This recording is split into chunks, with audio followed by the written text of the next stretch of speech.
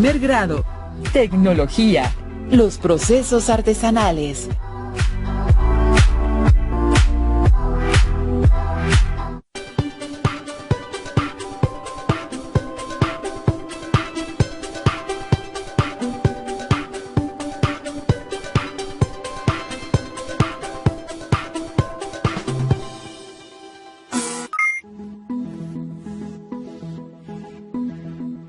Bienvenidas y bienvenidos a esta nueva sesión de Aprende en Casa 2, Tecnología Primer Grado.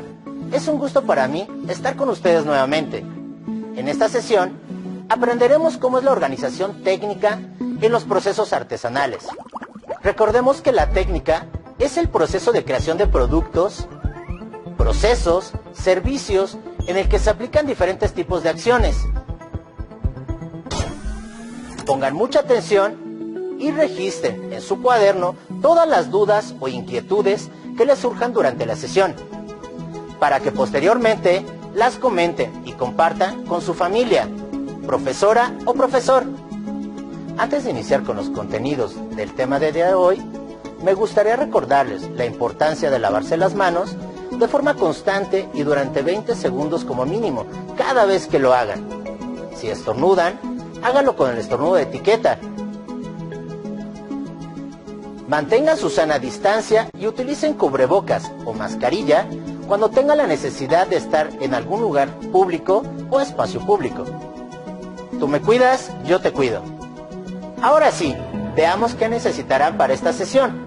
Y aprovecho para saludar al profesor Vicente. Gracias, profesor Enrique. ¿Qué tal? Soy el profesor Vicente Jorge y es un gusto poder compartir este espacio para hacer llegar hasta sus casas el aprendizaje. Seguramente no ha sido fácil adaptarse a esta nueva normalidad.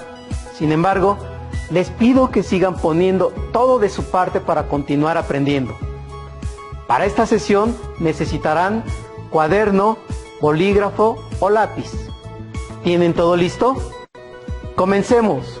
En esta sesión hablaremos sobre los procesos artesanales y las acciones estratégicas, instrumentales y de control que se ponen en juego en el proceso de elaboración de un producto o un servicio. ¿Saben cuáles son las características de un trabajo artesanal? El proceso de elaboración de productos artesanales se caracteriza porque la mayor parte del trabajo está hecho de manera manual. Generalmente, los conocimientos y técnicas se transmiten de generación en generación y se realizan en pequeños talleres, en las casas o en las comunidades. Además, cada pieza que se elabora es única. ¿Saben que en la elaboración de productos artesanales el conocimiento de todo el proceso lo tiene una persona? Veamos un esquema para que puedan ir tomando nota y organizando los contenidos. Aquí podemos ver cómo es la organización técnica de estos procesos, en donde cada persona que interviene en la elaboración de los productos conoce todo el proceso desde su concepción hasta su terminación. De esta manera es posible que en determinada fase del proceso las personas puedan intervenir para mejorarlo. Por ejemplo, en la alfarería, cada persona conoce el diseño de lo que va a realizar, sabe qué insumos necesitará, prepara la materia prima, conoce las técnicas a utilizar, realiza la composición o moldeado, el secado, el pulido. Sabe en qué momento llevar la pieza al horno y ella decide cómo decorar su creación. Un artesano elabora un producto de principio a fin con la ayuda de herramientas de mano y algunas máquinas simples, como la rueda, la polea, el torno y la cuña, entre otras. La elaboración del producto está basado en la destreza manual y en la habilidad de manipular herramientas. Por lo general, el artesano tiene contacto directo con la persona que utilizará el producto, lo que le permite conocer sus necesidades y trabajar de acuerdo a los tiempos definidos por ella. El proceso artesanal no se refiere a la elaboración de artesanías de las diferentes comunidades de nuestro país, sino al conocimiento e intervención total del proceso de producción de un producto o un servicio. En la actualidad, muchos de estos conocimientos se están perdiendo. ¿Les gustaría aprender a realizar trabajos de manera artesanal? ¿Cuál sería? Acompáñenme a ver el siguiente video. Bienvenidos. El día de hoy nos encontramos con el señor Horacio. El señor Horacio trabaja todo lo que es la zona chinampera y la producción de la Nochebuena. Señor Horacio, ¿nos puede platicar algo del proceso de cómo hacen o cómo la cultivan, cómo la trabajan, la Nochebuena? Bueno, para empezar nosotros compramos la plántula. La plantulita es la planta es una Nochebuena en sí chiquita. Y nosotros de ahí la plantamos a una maceta de 7 pulgadas. La de 7 pulgadas es la de más grande que nosotros trabajamos. Tenemos 7, 6 y 5 pulgadas. ¿Y este proceso lo realizan muchas personas, pocas, o cuántas personas lo realizan? Pues, ¿qué le diré? Aquí en esta área se puede decir que un 30% yo creo que trabajamos Nochebuena. Un 30%. ¿Y qué tipo de herramientas utilizan? Pues más que nada tierra, maceta y las manos. Con las manos, Sí. O sea, todo es el cambio Sí, con las manos. todo sembrado. llenado de maceta, de plantaciones con las manos. Con Y- las manos, más que cuando se prepara la composta de la tierra, se es a palear. A palear, se prepara la tierra paleada y es como se prepara la tierra. Acabamos de observar el proceso artesanal de la producción de la Nochebuena. ¿Por qué es artesanal este proceso? Quizás se estén preguntando, porque solo utiliza una pala para mezclar toda la tierra y el abono. Todo lo demás lo hace con las manos. Y su producción dura 6 meses. ¿Se imaginan tener que esperar 6 meses para poder recuperar su dinero de inversión y obtener ganancias? En la actualidad existen pocas familias en la Ciudad de México, en particular en la alcaldía de Xochimilco, que mantienen la tradición de cultivar la flor de Nochebuena. Veamos las siguientes imágenes relacionadas con la producción artesanal.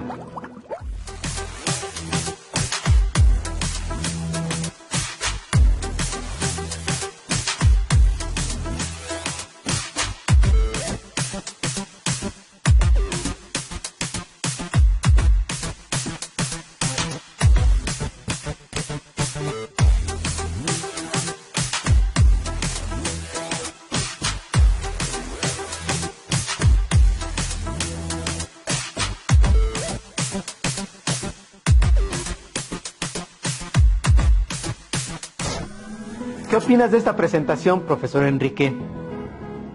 Es mucho el trabajo humano en comparación con el precio que pagan los distribuidores de cadenas comerciales. Y en muchos casos resulta un abuso por parte de las grandes corporaciones. Una pena, profesor. Sin duda. Pero continuemos con el tema. Sí, no hablemos de cosas tristes. Aprovecho para recordarles algo muy importante. Donde sea que su familia compre las frutas y verduras que comen en casa, es necesario tomar las medidas sanitarias como lavarlas, desinfectarlas adecuadamente antes de consumirlas. Es necesario saber que en la mayoría de los procesos artesanales se utilizan herramientas y máquinas simples. Veamos esta diferencia. Como podrán darse cuenta, aquí tenemos máquinas y herramientas. ¿Saben la diferencia? Las máquinas, por lo general, usan motor y requieren de energía eléctrica. ¿Puedes distinguir cuál de estas es una máquina y cuál una herramienta? Veamos. Este serrote es una herramienta, la cual requiere de mayor fuerza para poder hacer su trabajo, que en este caso es cortar madera. En el caso de la sierra, es una máquina y requiere forzosamente de energía eléctrica, pero el esfuerzo es menor. ya que solamente se llevaría con la pura guía. Esta de aquí es una herramienta, es un molcajete. Esta herramienta, de igual manera, requiere de más esfuerzo para poder triturar los alimentos. En cambio, esta máquina, que es una licuadora, basta con poner los alimentos y ponerla a funcionar. En el caso de estos dos, esta es la herramienta, es un batidor globo. Y esta es una batidora eléctrica. En el caso del batidor globo, requieres de movimientos circulares y por lo general muy cansados. Sino en cambio, con esta máquina es muy sencillo. Hasta velocidades tiene. Espero te haya quedado claro. ¿Se dieron cuenta de que una máquina necesita una fuente de energía para funcionar? Mientras que una herramienta, por lo regular, se usa solo con las manos. En la organización técnica artesanal, generalmente todo el proceso se ejecuta de forma manual. Se utilizan algunas máquinas para tareas preparatorias de materias primas, así como el proceso de la elaboración de creaciones técnicas. A continuación, veremos un video relacionado con la producción de dulces cristalizados. Bienvenidos nuevamente, alumnas, alumnos, profesoras y profesores.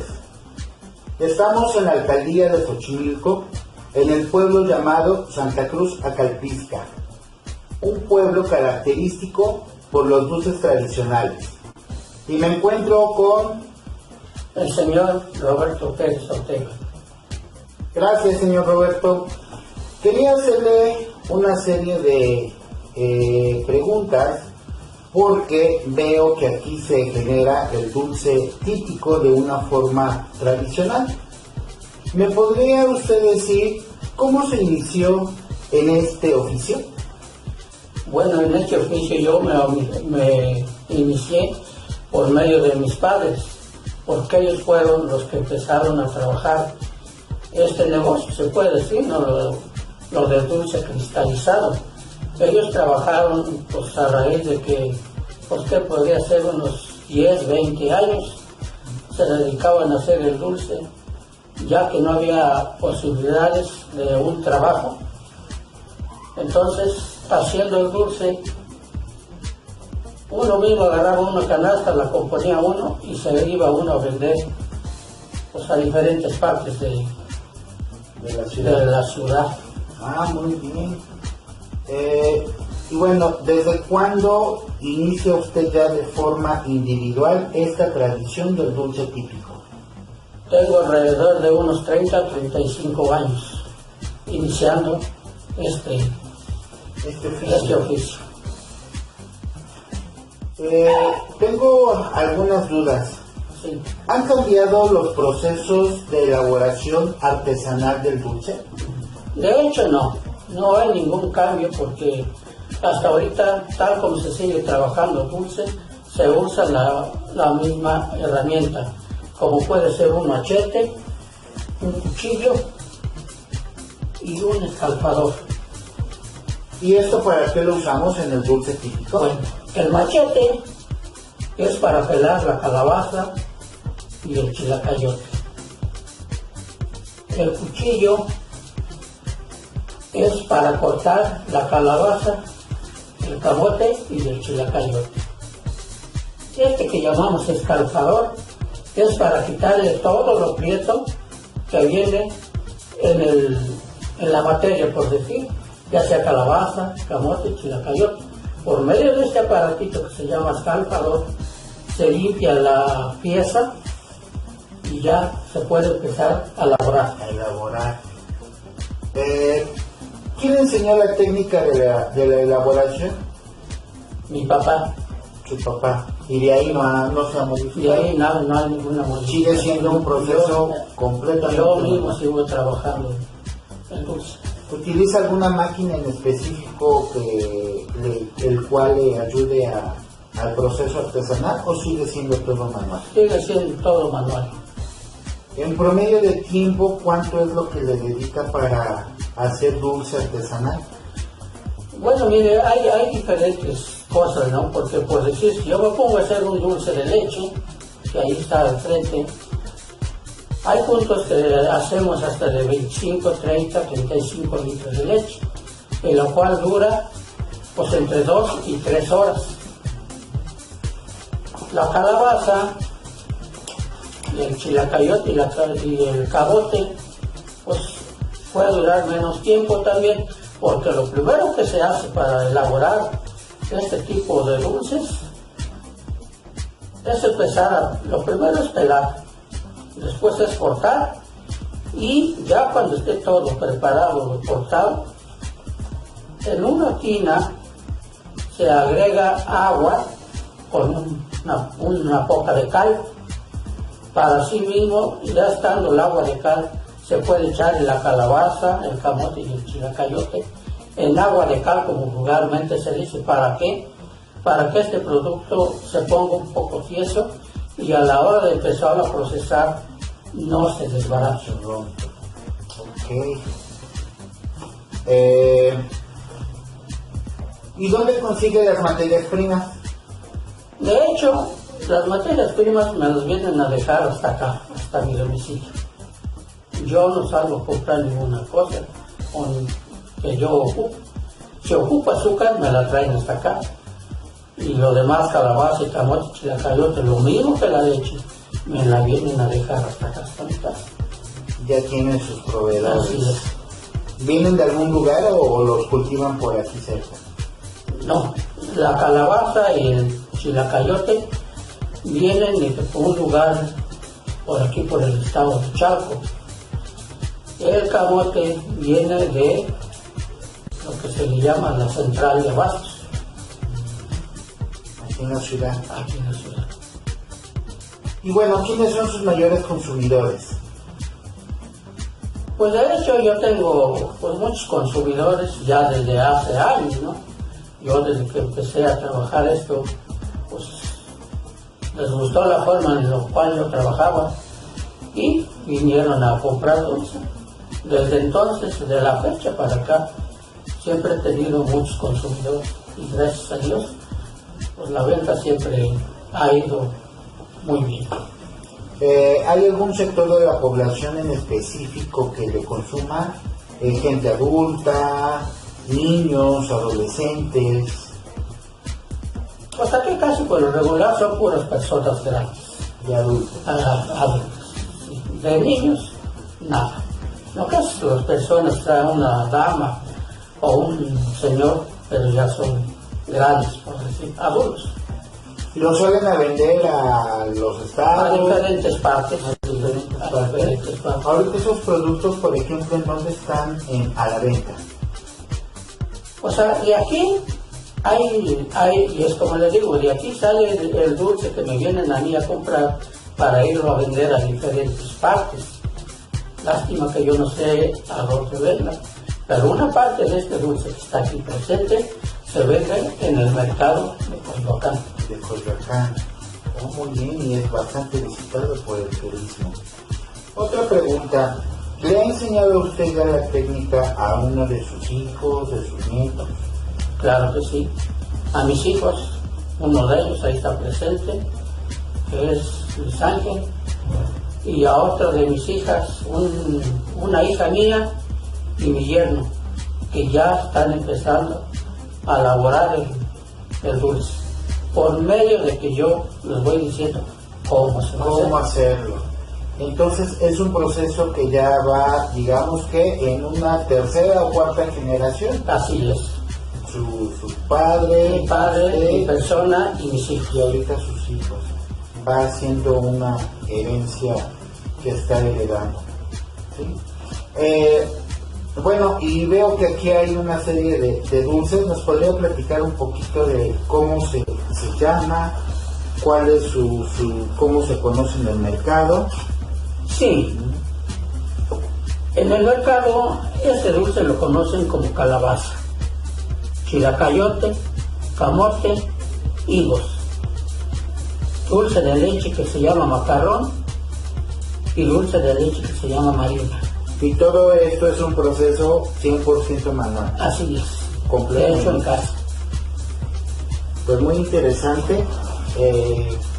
Le agradezco mucho la explicación y la experiencia que nos acaba de compartir y espero seguir viniendo para futuros programas y poder seguir explotando esa información tan valiosa de nuestra alcaldía aquí en Xochimilco. Claro que sí. El día que ustedes gusten, a la hora que gusten pueden venir, estamos a sus órdenes. Hasta luego. Adiós. Muy interesante video.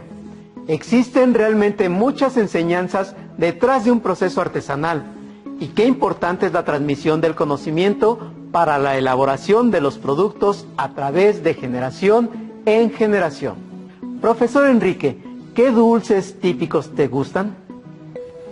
Ay, pues las famosas alegrías con frutos secos, las palanquetas de cacahuate, cocadas, el dulce de calabaza y las obleas, por mencionar algunos.